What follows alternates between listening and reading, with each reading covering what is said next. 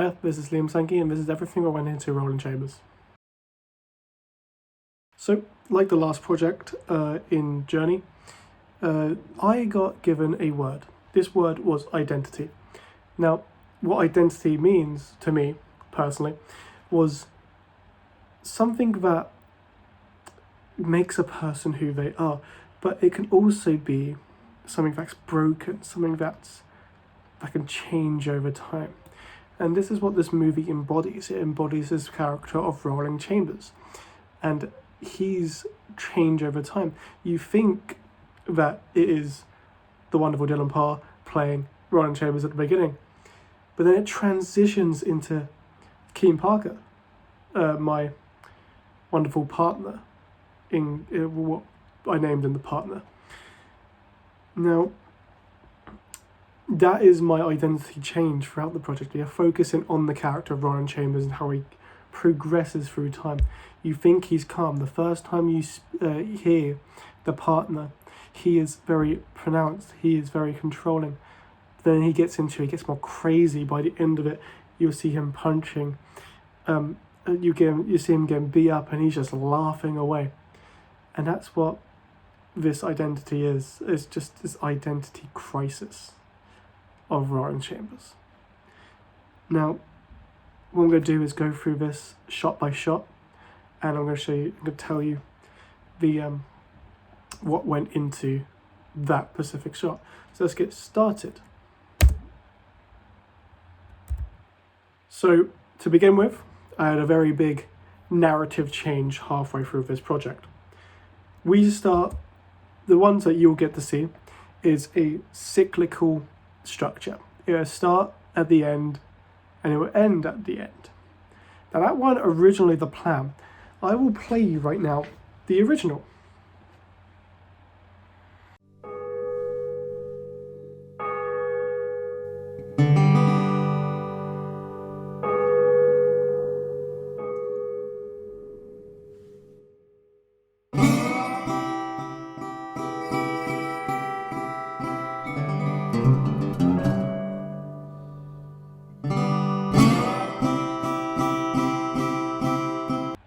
Yes, the first thing you get to see was a wanted poster. So that was the very first shot I had planned in the beginning anyway. I wanted people to see this character of Chambers, and the reason I cut this out and went back to the beginning is because I got challenged to add a flashback into my edit somehow. I put it right at the beginning. I wanted to start at the end, and then I quite liked how that turned out. It was quite a nice shot. I used a shot I didn't use in my original edits, in my rough cut, in my second edit, and when that was placed back in, it made this new narrative, which was amazing, and I actually really liked it. And what this cyclical structure achieves, it makes the viewer guess. It makes the viewer guess how they achieved it, and then you get to see it. And it's just a nice little structure to build that around, in my opinion. It also makes the movie start off more tense. I don't want people to start the movie and it to be very slow, because then people click off of it. They won't like it. It's too slow, and that's what this cut had.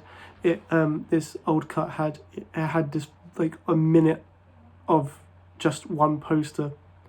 Here you get to hear the characters speak. You get to see two of the main characters in this movie. You got to see the protagonist and the antagonist, and then you just left somewhat in confusion on why this antagonist, who's now seen as the partner, is after the sheriff. How are they at this point? They're on the edge of a cliff.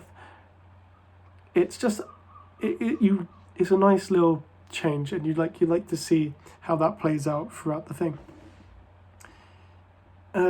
We still have the wanted posters in there, but I used that as a way to place my actors' names in, and then make a little descend from the tension that was built up in the beginning shot, which I feel like I done quite nicely.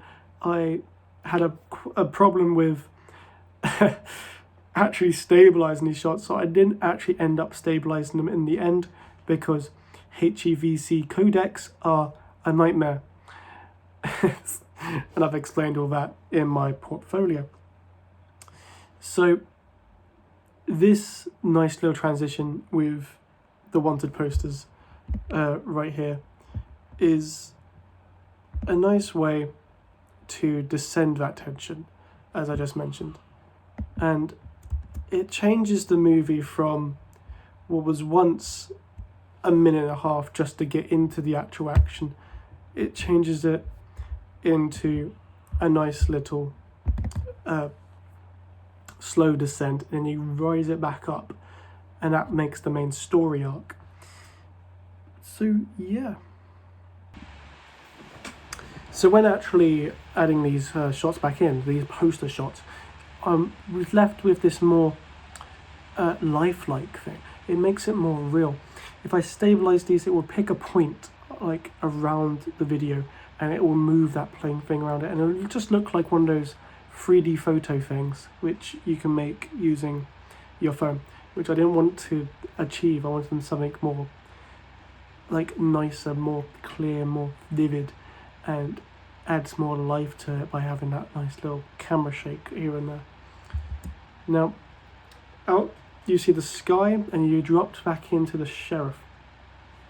Now, here is where I had to make the shot straight after the sheriff shot, is where I had to make use of my mise-en-scene, make use of where I know the viewer is going to be looking.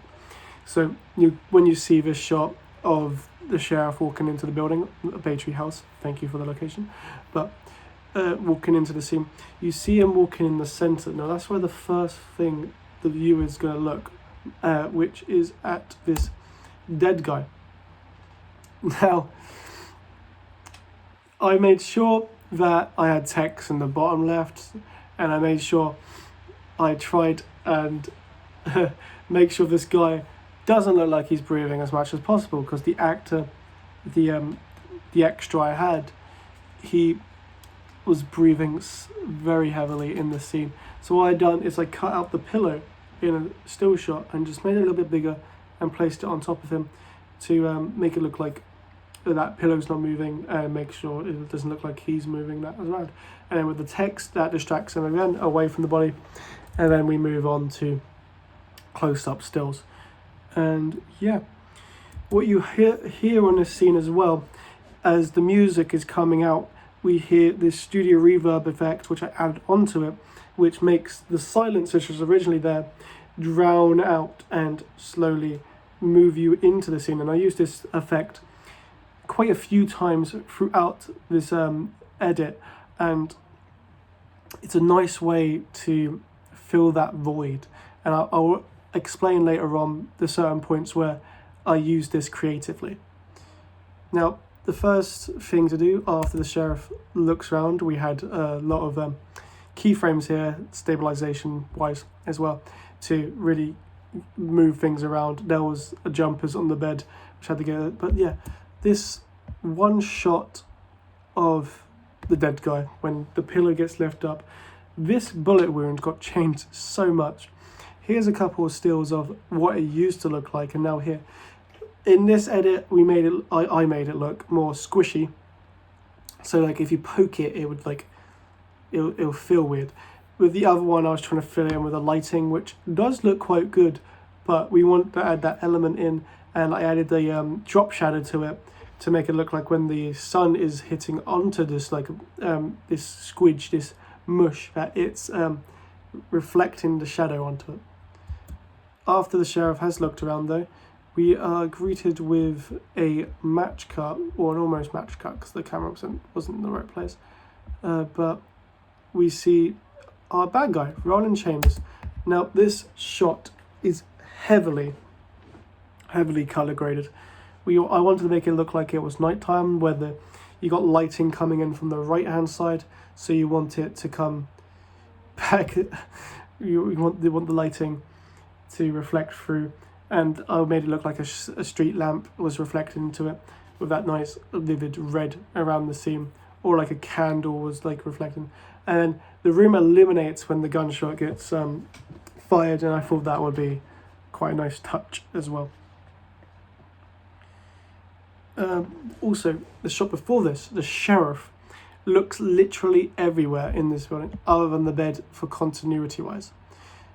When he enters the room, you can see him holding his nose, which is his way of saying, whoa, that's a strong smell, which you later hear from the deputy when he walks into the room.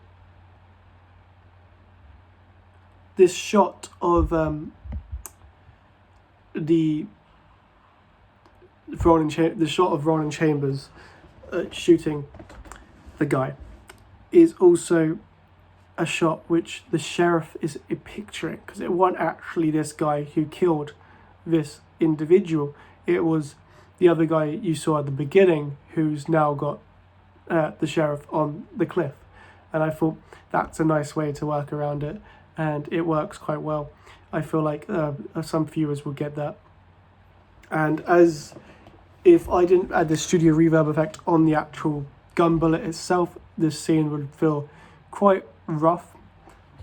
But I think that adds more texture and more creativity to the scene than just having it blank and rough. The shot of the deputy patting under the bed, you will hear pats on the ground. That was Foley sounds shot afterwards because I didn't actually have good audio here. And that's me running around the studio, patting random tables and floors to get the right sound for it. And I feel like it's very subtle, but I feel like I did quite well there. Yeah, so if we move on. So when the sheriff stopped speaking in this scene, we got this slow descent into this music. Now this music changed quite a bit throughout edits. I really needed to find a song which I could decrease the runtime, because a lot of feedback given from the original edits said that we need to shorten this down by quite a bit because it's draining and it's like drawing the viewers away from the thing. So what I did here was make match cuts. Not match cuts. I made jump cuts. So it looked like on the beat they would jump ahead and out, and it works quite well, I believe, throughout this scene. Another part of this one scene here is this map, which is heavily influenced by Indiana Jones's classic map scenes, which you'll see throughout all the movies. And I thought this is quite nice, and it fits in quite nicely here. It's emphasizing how far they've come, and it also reflects a later scene where the sheriff they're going in a straight line across America, which this line is a straight line across America, or in this case Lincoln County, which is only Lincoln County because the badges I got as props say Lincoln County Sheriffs, which is a nice little coincidence. And you hear the studio reverb effect here, which will go into the next scene. This next scene with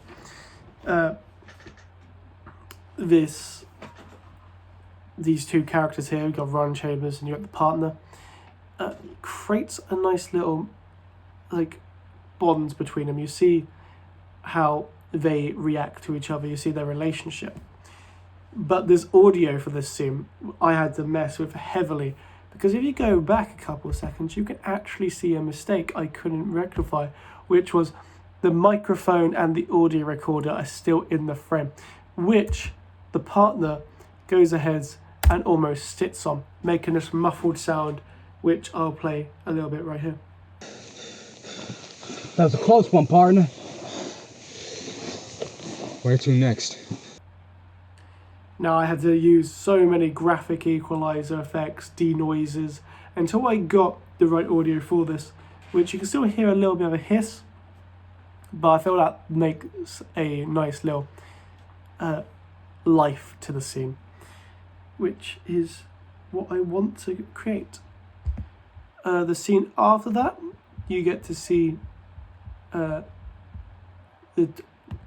sheriff and the deputy, and this scene was recorded so many different times, so many mess ups happened, and I feel like this is a nice way to move you nicely into the confrontation of this piece. Now what you'll see here is everybody has a different colour gun almost, but you'll see the deputy has a golden gun where everyone else has blue guns. Now this was done on purpose, almost on purpose. The golden gun here was the very first gun that broke on set. So we had this broken gun which we gave to the deputy because we needed the sheriff to have one that clicks, which you will see in the scene before it when he comes over and clicks it down. Now, it also adds a nice little piece of character to the deputy.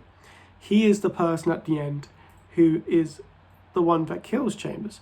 Now, why else would he have? Why wouldn't he have a golden gun? Because he's the golden deputy. He is the one that kills Ron Chambers at the end. So he deserves a good reputation with this gun.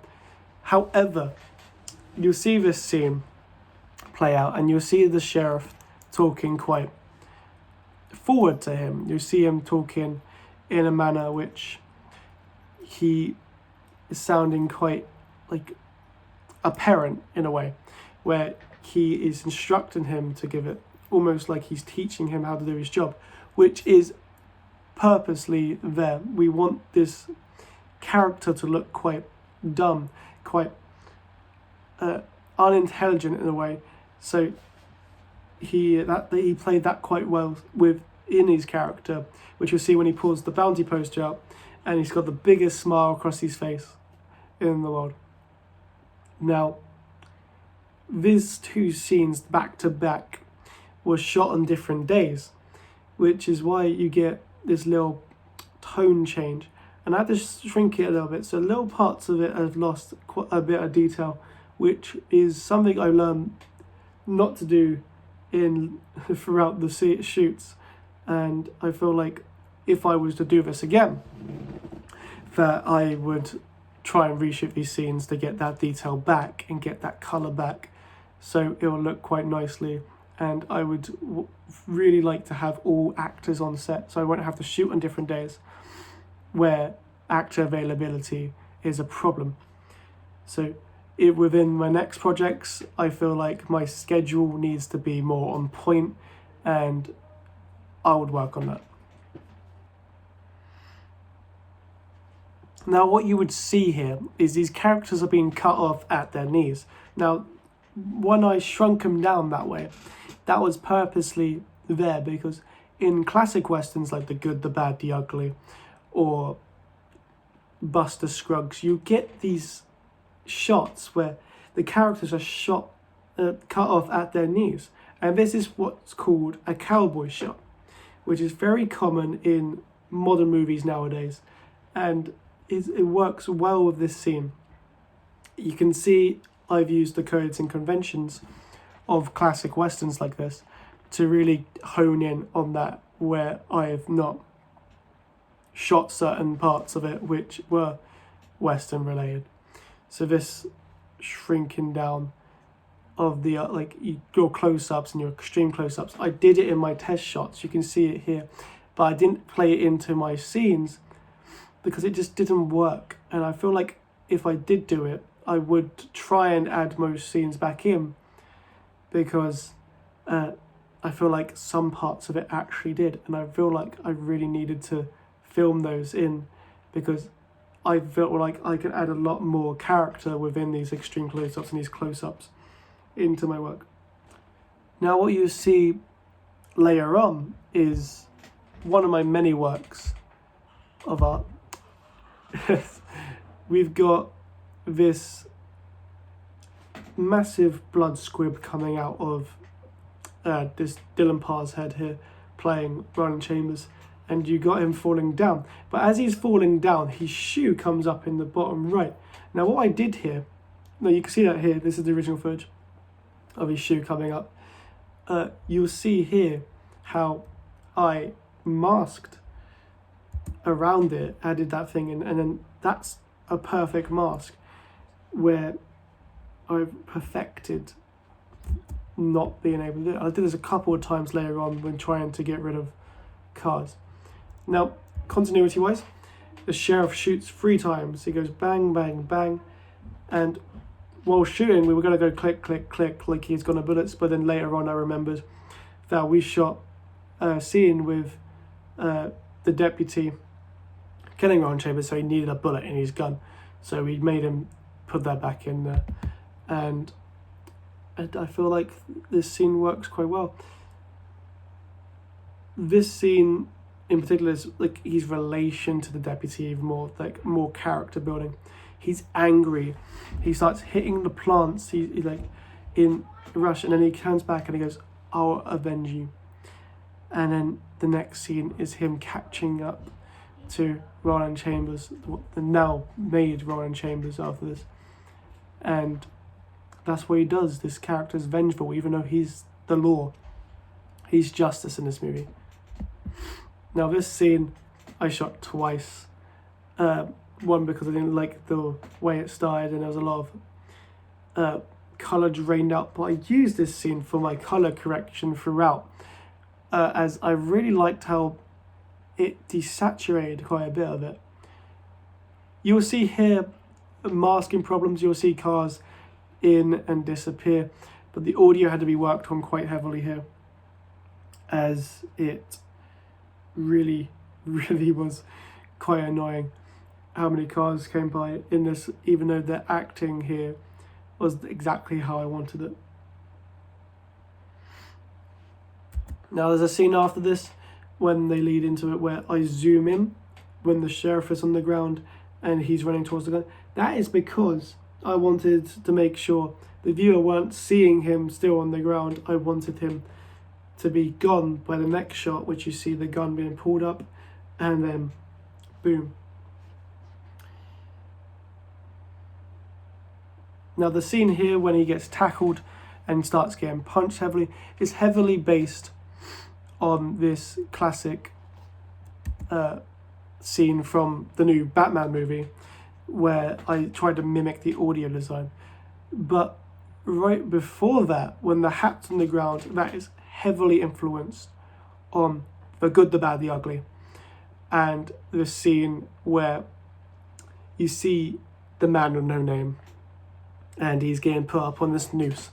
And then the next scene, you just see him disappeared. He's gone. He hasn't been hung.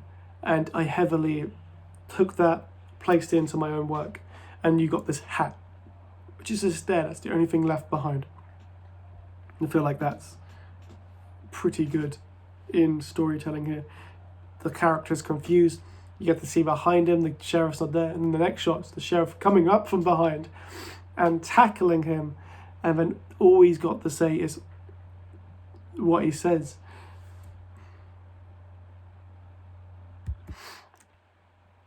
Now, moving from this fight scene into this new silhouetted shot. This shot was actually lit by accident.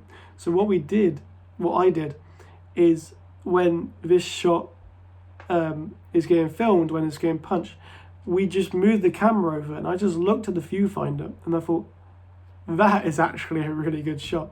And then I just shot that entire scene like that because it just works so well. Now, once you find out the deputy's alive, in the end of this, you get to see he's deaf. He's actual deaf from blood loss because he got shot in the shoulder, as you see earlier on, which he slowly starts leaning on, which is starting to hurt him quite well. And I feel like I did quite a good job here when the sheriff dies. It could have been better. I feel like this whole movie could have done a lot more if I had a longer run time, a lot more shots. But yeah, no, the sheriff dies. And then you get this shot straight after where there's a slow pan coming in. Now this shot was actually originally really quick. So I slowed this down, stabilized it, and you got this nice smooth pan going down, and then you see the ocean. This fades out and fades back in with this tree. Now this tree, I really wanted to play into the movie somehow. And I put it here to signify that one person is still alive. Now that's up for the viewers to try and guess who. But originally, I had the sheriff straight after. And, spoiler alert, the sheriff is still alive. And I wanted to play that apart into this, as it's quite an important part if I wanted to do this later on and extend this movie further. Now, if we take it back a couple notches, when the sheriff runs and he stops at this cliffside, you hear sand falling off, and you hear this nice little echo, and that's to emphasize how high up that cliff is, to make sure that everyone knows how high up he actually is. Now I feel like my credits scene. Now I'm going to. I feel like this is the most neatest credits I've ever made. It's actually pretty nice how I did this.